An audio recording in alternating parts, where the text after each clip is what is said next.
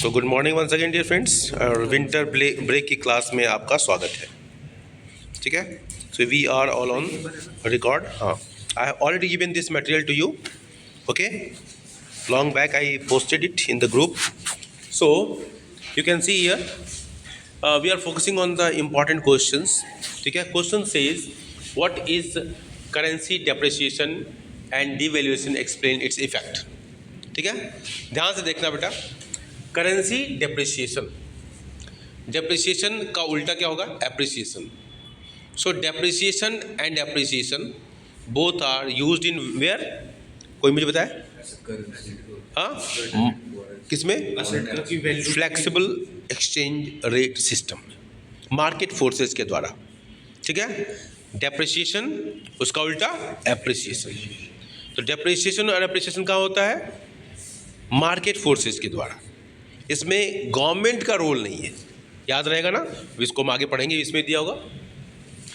Devaluation, इसका उल्टा क्या होता है? रिवैल्यूएशन। तो ये दोनों कब होता है? ये होता है गवर्नमेंट का रोल होता है। किसका रोल होता है? तो पहला पॉइंट अगर नोट कर लो नोटबुक में कहीं, ठीक है, नोट कर लीजिए, डेट वाइज नोट करेंगे। पहला पॉइंट कि ये जो है डेप्रिसिएशन और उसका उल्टा एप्रिसिएशन, वो उसके सामने लिख लो। ये दोनों कहाँ होंगे?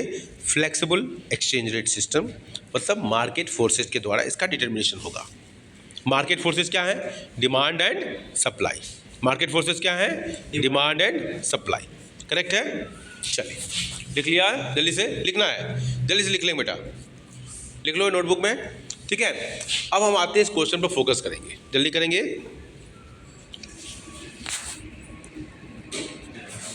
ठीक है, करेंसी डेप्रिसिएशन क्या होता है? It is a decrease in the value of domestic currency in relation to the foreign currency. अब ये रिलेशन टू द फॉरेन, किसी की तुलना में तो हम जब कंपेयर करेंगे तो किस तुलना करेंगे? तो हम फॉरेन करेंसी तुलना कर रहे हैं। तो it is decrease in the value of, देखो डी आगे है तो इसको डी यहाँ भी है, डिक्रीज, याद करने के लिए। ठीक है, याद करने के लिए क्या है? डेप्रिसिएशन में क्या हम वर्ड यूज करेंगे? Decrease in domestic currency. D यहाँ भी है और डी यहाँ भी है। डोमेस्टिक करेंसी में क्या होगा? डिक्रीज होगा। किस में होगा? तो डेप्रिसिएशन, करेंसी का डेप्रिसिएशन। याद रहेगा? ठीक है, याद रहेगा ना? डेप्रिसिएशन डोमेस्टिक करेंसी में डिक्रीज होगा, डिक्रीज इन डोमेस्टिक करेंसी, याद हो गया ना? ठीक है, currency in relation to the foreign currency due to market forces of demand and supply, market forces के द्वारा होगा। करेक्ट है? करेंसी डिवैल्यूएशन, ठीक है, डिवैल्यूएशन में भी क्या होगा? उसमें भी डी है, उसमें भी करेंसी का फॉल होगा, डोमेस्टिक करेंसी का। बस अंतर क्या होगा कि वो मार्केट फोर्सेज के द्वारा नहीं होगा। अंतर, डिफरेंस याद रखो। डिवैल्यूएशन और डेप्रिसिएशन दोनों में डी है और दोनों में डोमेस्टिक करेंसी का फॉल हो रहा है। करेक्ट है? समझ में आ रही बात बेटा? यस, है ना? और बस अंतर क्या होगा कि डिवैल्यूएशन क्या होगा? मार्केट फोर्सेज के द्वारा नहीं होगा। किसके द्वारा? गवर्नमेंट के द्वारा। ठीक है, अब इसका एग्जांपल देख लो। डिवैल्यूएशन का $1 इक्वल टू 83, $1 में 83 रुपीज़ मिलता है, अब $1 में 84 मिल रहा है। मतलब डॉलर तो कांस्टेंट है लेकिन रुपया ज़्यादा मिल रहा है, मतलब रुपये की वैल्यू घट रही है। करेक्ट ना? ये समझ में आ रहा है ना बेटा? ठीक है, अब इसका, हाँ बोलिए। वैल्यू घट रही है, हाँ, घटेगा नहीं तो नहीं, रुपये नहीं। आप सोचो, अब तुम सोचो, तुम अमेरिकन हो, हाँ, तुमको $1 में 83, मान लो ऐसे सोचो कि मैं 83 रुपीज़, एक भारतीय 83 रुपीज़ देता था तो $1 मिलता था। अब ज़्यादा दे रहा है तो वैल्यू घट रहा है कि नहीं घट रहा है? आपको ज़्यादा देना पड़ रहा है ना? ठीक है, समझ में आ रही बात? समझ में आ रही बात नहीं? हाँ, आपको ज़्यादा मेहनत कर रहा है, मतलब आपका दिमाग कमज़ोर है अगर ऐसे देखो तो। हाँ, आपको ज़्यादा देना पड़ रहा है तो मतलब क्या है? इसका आपकी वैल्यू कम है। Got a point? समझ में आ रही बात? Got a point? कोई दिक्कत? समझ में आ रही बात? ठीक है, तो मैं ये कह रहा हूँ तो ये $1 इक्वल टू 84, तो हमारा क्या है 83 रुपीज़ हम दे रहे हैं, तो $1 मिल जा रहा है। अब 84 रुपीज़ मतलब ज़्यादा हम दे रहे हैं, तब हमको $1 मिल रहा है। करेक्ट ना, समझ में आई बात।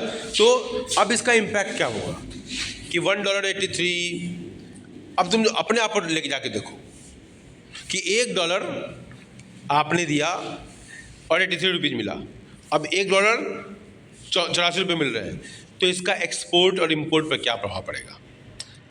ठीक है, ठीक है, सोचो जरा, सोच समझना, मैं देखता हूँ। ड्यू टू डेप्रिसिएशन और डिवैल्यूएशन, डेप्रिसिएशन और डिवैल्यूएशन दोनों का इम्पैक्ट तो समान ही हो रहा है, बस अंतर क्या कहाँ हो रहा है कि उसमें मार्केट फोर्सेस के द्वारा हो रहा है डेप्रिसिएशन में, और डिवैल्यूएशन में क्या हो रहा है, गवर्नमेंट के द्वारा हो रहा है। हाँ, लेकिन इम्पैक्ट तो दोनों में समान ही हो रहा है। ड्यू टू डेप्रिसिएशन और devaluation the purchasing power of the foreign currency increases as domestic goods become cheaper for them. ठीक है, ठीक है, एक अमेरिकन के लिए भारत से सामान खरीदना सस्ता हो गया, होगा ना, ठीक है, तो वो ज़्यादा से ज़्यादा सामान खरीदेगा, मतलब हमारा एक्सपोर्ट बढ़ेगा। अब एक्सपोर्ट, अब देखो जरा ध्यान से, अब एक्सपोर्ट बढ़ेगा तो पैसा हमारे पास आएगा, मतलब इनफ्लो ज़्यादा होगा, क्रेडिट ज़्यादा होगा, तो बैलेंस ऑफ पेमेंट पर क्या असर पड़ा, फेवरेबल हो जाएगा, बढ़ जाएगा, मतलब फेवरेबल हो जाएगा। एक्सपोर्ट ज़्यादा होने से इनफ्लो ज़्यादा होगा, इनफ्लो मतलब पैसा ज़्यादा होगा, तो क्रेडिट आइटम जितना ही ज़्यादा होगा और डेबिट आइटम कम होगा, मतलब क्या होगा, फेवरेबल हो रहा है, वो सरप्लस हो जाएगा। ठीक है, समझ में आ रही बात, ठीक है। इंपोर्ट पर क्या असर पड़ेगा, अब हमारा इंपोर्ट कॉस्टली हो जाएगा, ठीक है, तो अब पहले की तुलना में हमको ज़्यादा पैसा लगाना पड़ रहा है सामान परचेज करने के लिए। पहले हम 83 रुपये में $1 मिल जाता था, हमको 84 ज़्यादा पैसा, तो हम क्या करेंगे, एक समोसा पहले 10 रुपये मिलता था, अब एक समोसा 15 रुपये मिल रहा था, हम समोसा कम खाएंगे। ठीक है, तो वही चीज़ यहाँ भी है। तो इम्पोर्ट हमारा क्या होगा, कॉस्ट, इम्पोर्ट हम घटा देंगे, कॉस्टली ना, ठीक है, समझ में आई बात। तो यही है, the foreign goods become costly for the resident as their purchasing power falls, hence the imports fall. ठीक है, और नेशनल इनकम क्या होगा, इंक्रीजेज, क्योंकि पैसा ज़्यादा आ रहा है ना, इनफ्लो ज़्यादा हो रहा है। ठीक है, व्हाट पॉइंट, लिख लो जल्दी से लिखें।